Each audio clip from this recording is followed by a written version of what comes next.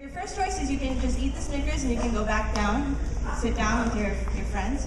Or if you guys are patient and wait till the end of this 1 hour workshop, I'll give you another Snickers, okay? So it's up to you. King size this time. Throughout the rest of this entire workshop, right? You guys can make the decision. Okay, this is a true story. So there were two families, they lived on the street, they were two Muslim families. And there was a teenage girl, and her father was out of town. He's going to be out of town for a few months for work. And her mom actually became very ill and had to be in the hospital for a couple weeks, a couple months, they didn't know. And so the mom wanted someone to just check on her daughter every now and then. And she said, there's no other family members in this city. I don't know who to rely on. The only good religious people I know who are close by are our neighbors next door. Next door there was a family, a mother, father, and a teenage boy. Again, I'm telling you, this is a true story. I've just changed the characters and a few of the details, but this is a true story. And so the family next door agrees, and the family goes over, they just knock on the door and they just check on the girl once a day and say, you know, are you okay? She says, yeah, I'm fine. Slowly, the parents start getting busy, and so they just send their son over. Don't open the door, don't ask her to open the door, but just knock on the door and ask if she's all right. So he would go. He was actually a religious boy. He was kind of shy. He was shy of girls. He didn't talk to girls. And so he was a bit shy to do this, but he thought, okay, this is correct. This is a good thing to do. I need to just check on her, make sure she's okay. So he would go and he'd knock on the door and he would just say, everything okay? Okay, good. All right, and he'd go back home. A few days after doing that, he thought, actually, I should actually talk to her a little bit. I should actually just ask her, have a little bit of conversation with her because she's so lonely. I mean, how can she just be in that house all day long? It must be so lonely. And so Shaytan started whispering in his ears and saying, yeah, that's a good idea. Just talk to her. It's just very innocent. So he'd go over and he'd knock on the door. She still didn't open the door. He'd say, how are you? Was your day okay? Okay. And he'd go back home. Slowly, a few days of that went by. And Shaytan put into his ear that, you know, the poor girl, she doesn't have any human interaction. You need to have a conversation like actually face to face, don't you think? Like, poor child has no human interaction. And so one day he knocked on the door and he said, could you open the door, I have some food? And so she opened the door and there she was, a beautiful, mashallah, beautiful girl. She opened the door and he gave her the food and they started their conversation like that. Slowly after a few days talking at the door, they started to feel like, you know, he's a really nice guy or she's a really nice girl. A few days more and she said, why don't you just come inside? And so for a few weeks this continued where he didn't tell his parents that that's where he was gone for half an hour one day, an hour the next day, a few hours for the next couple of weeks. He told his parents he was at someone else's house. Eventually one day they were at her home, the doors were locked, there was nobody else there. And it went to the point where they actually, the hormones got too high and everything was, you know, Shaytan was whispering into all their ears, and they committed zina. They committed zina behind closed doors. And she found out that she was pregnant with his child. And all of a sudden, this very religious, quiet, shy boy and this very good girl were in a situation where there was a baby coming and they were 15 years old and they didn't know what to do anymore. And all of this regret was falling upon them that all these months, you know, it seemed good in the moment, it sounded like a good idea, but now there's a baby coming. What are my parents gonna say? How am I gonna take care of this child? I don't even know how to make money, he's thinking.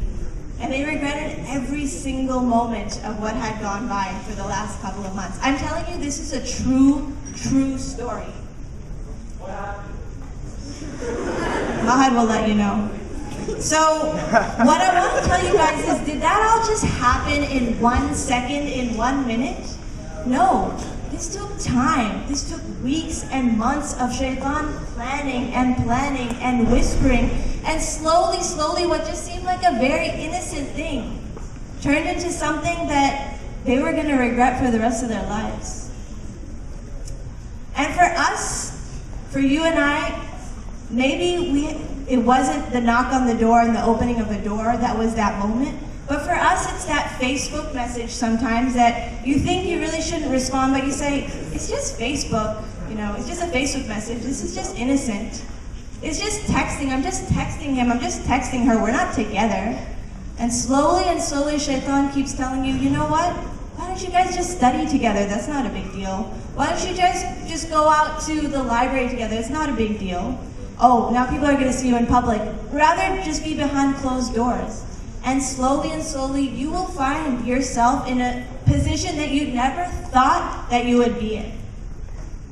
None of us want to be in a position like that. Nobody wants to feel the regret of what just a few minutes of happiness can give us. An eternal regret that none of us could ever imagine.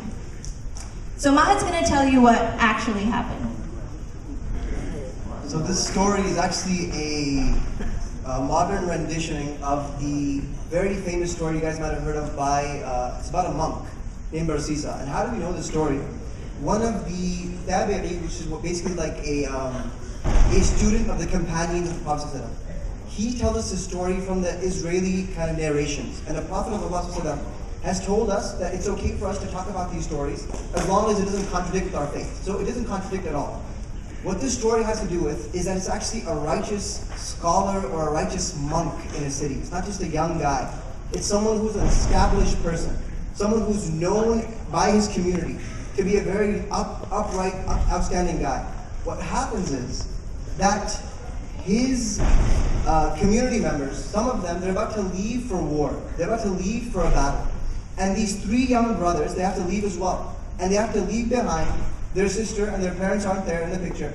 And they have to end up leaving their sister alone. They say, who could we trust our sister with? We have really nobody here, no family members.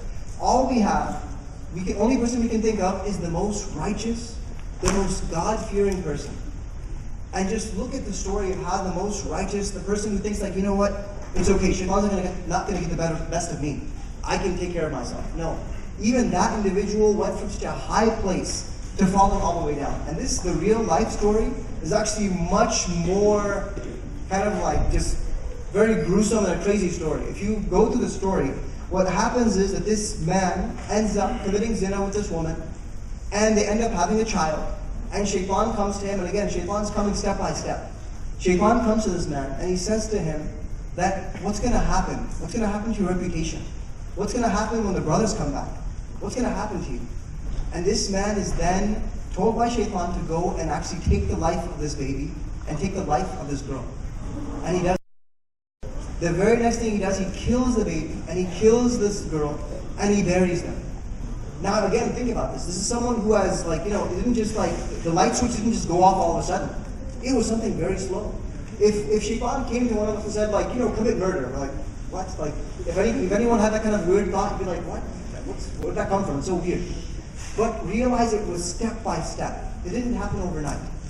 And even further than that, what happens is that when the brothers finally come back, they all are told by the monk, by this religious, righteous man, that your sister died, she was a great woman, she passed away.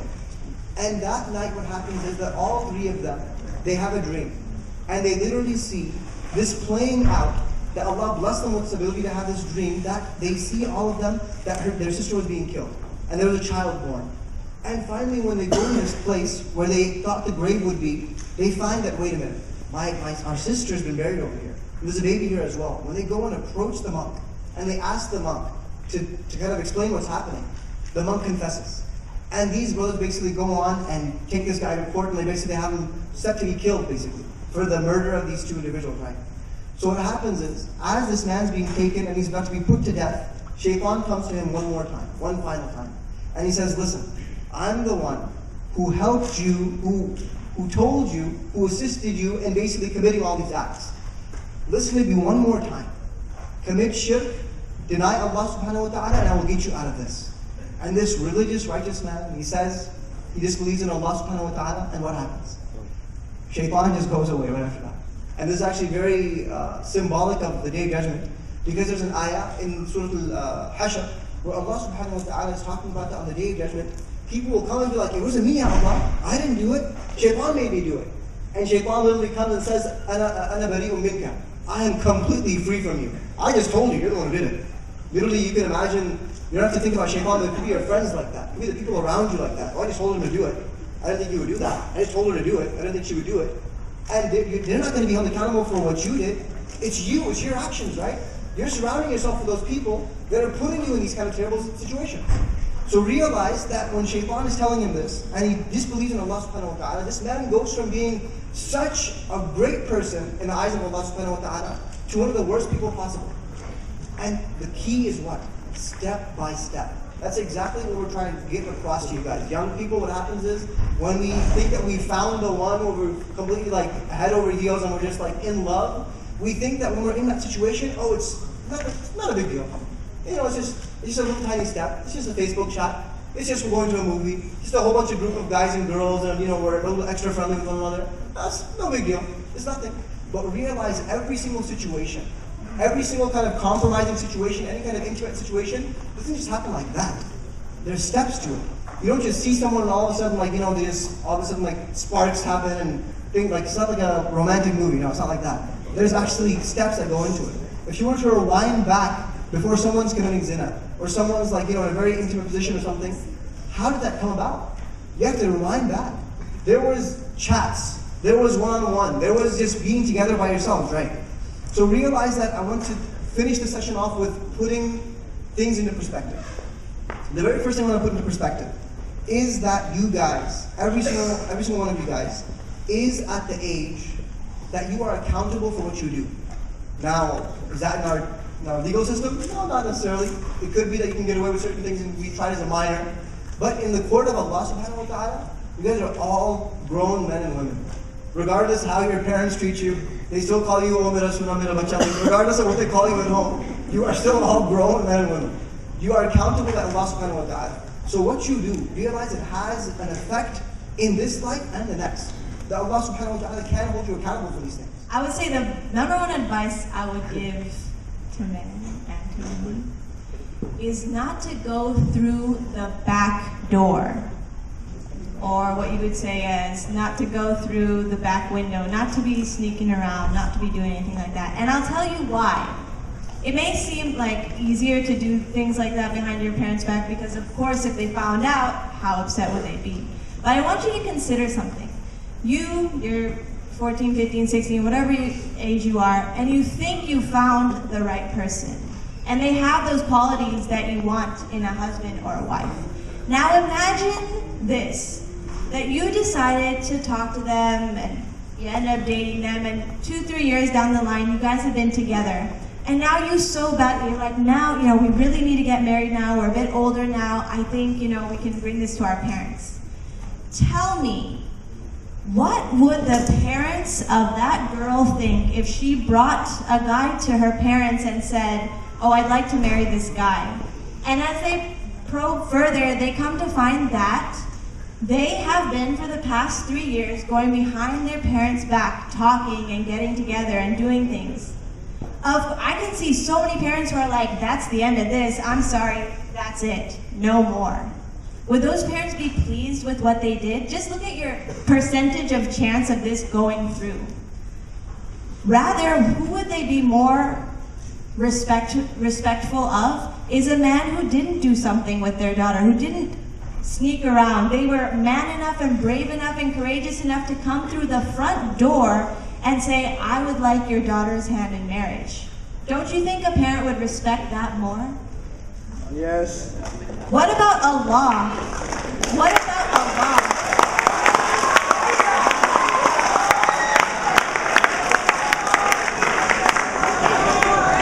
Now, if you're so worried about your parents, that's what your parents would think about Allah.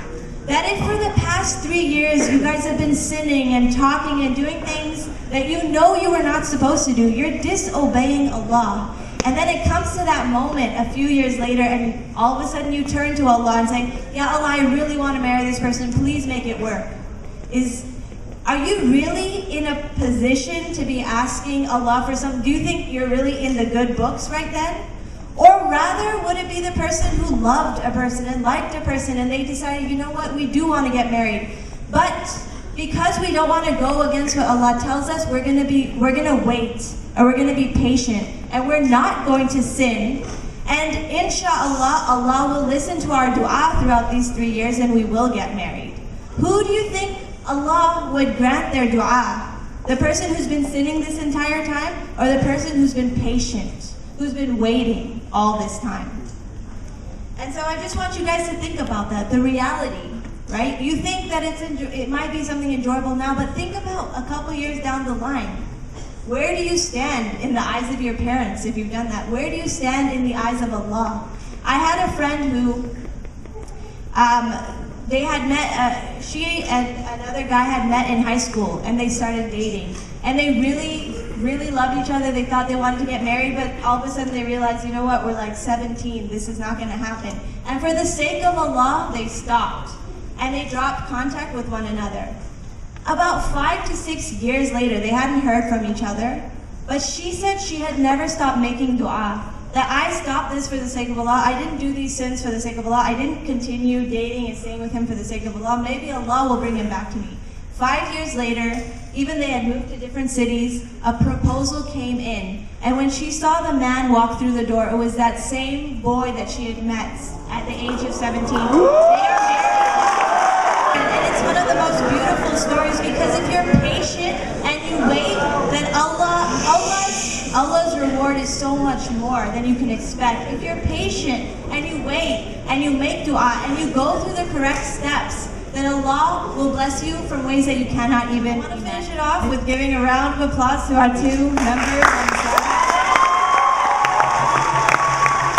Okay, so as promised, each of them get a big Snickers, but I'm also going to get them an entire bag full of Snickers. And the reason is because... The reason? The first Snickers... Oh, sorry, here you go. So the first Snickers, that is the world of this dunya. It's right in front of you. It's right there, it's easy. He could have just taken it. She could have just eaten it and sat down and just took the easy way out, right? It's tempting, it's alluring, it really tastes good. But if you have patience, it's just an hour. If you just have patience for an hour, Allah says that His reward is more. And I said I give him a Snickers, what out of all that? That is the reward of Allah. That is the life of this world. It's a temptation. But if you can just wait for a little while, what you will get in Jannah will be things that you cannot even imagine. And Allah says He will give you mazid. He will give you even more than expected.